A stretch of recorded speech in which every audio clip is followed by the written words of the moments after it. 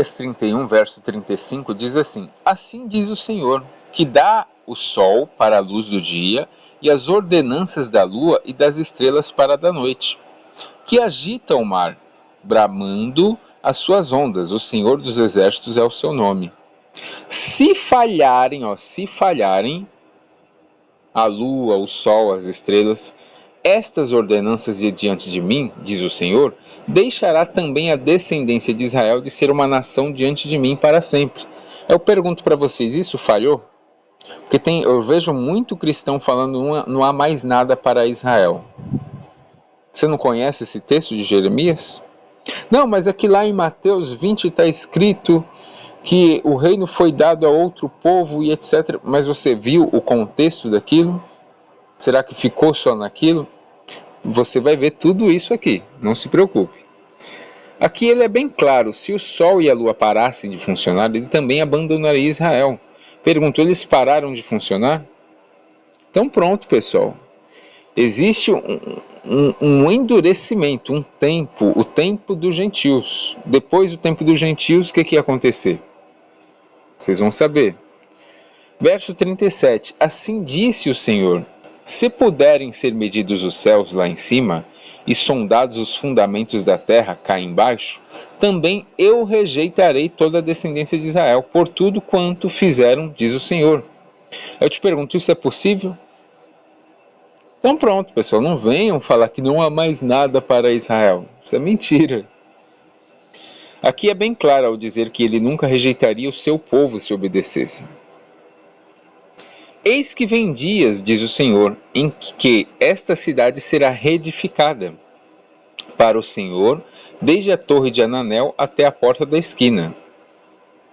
Ou seja, está falando de reedificação da cidade. O contexto da nova aliança também é esse. E a linha de medir estender-se-á para diante dela, até o outeiro de Gareb, e virar-se-á para Goa. Todo o vale dos cadáveres e da cinza, e todos os campos até o ribeiro de Cedron, até a esquina da porta dos cavalos para o oriente, serão consagrados ao Senhor, e não se arrancará, nem se derrubará mais eternamente. Vamos lá, vamos recordar um pouquinho antes do exílio babilônico. Durante os períodos dos reis, de Saul até Zedequias, Israel e Judá não aplicavam a lei de forma consistente.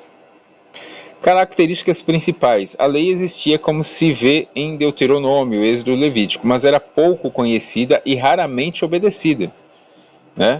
Onde o livro da lei é descoberto no tempo de Josias. Você vê que o próprio rei Josias, que foi um rei muito importante, ele desconhecia a lei.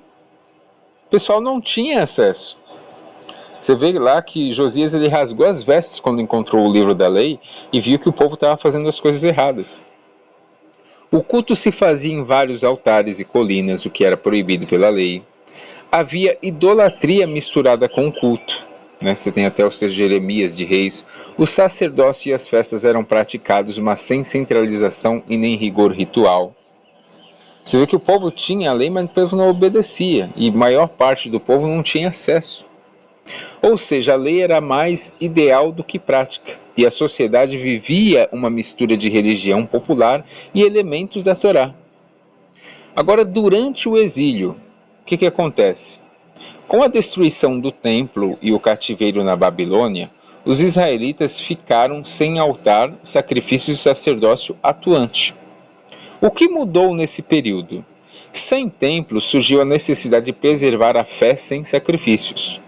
Começaram a se reunir em grupos para ler e explicar a lei, embrião do que se tornariam as sinagogas. A ênfase passou de sacrifícios para oração, jejum e observância do sábado. Profetas como Ezequiel e Jeremias reinterpretaram a lei para um povo em exílio, falando de um novo coração e de uma nova aliança. Nesse tempo, a lei começou a ser vista não só como um código ritual, mas com identidade nacional e espiritual, o que mantinha um povo unido longe da terra. Após o exílio, o que acontece? Sob Esdras e Neemias, depois do retorno da Babilônia, o povo se reorganizou sob liderança de Esdras, Neemias e os sacerdotes levitas.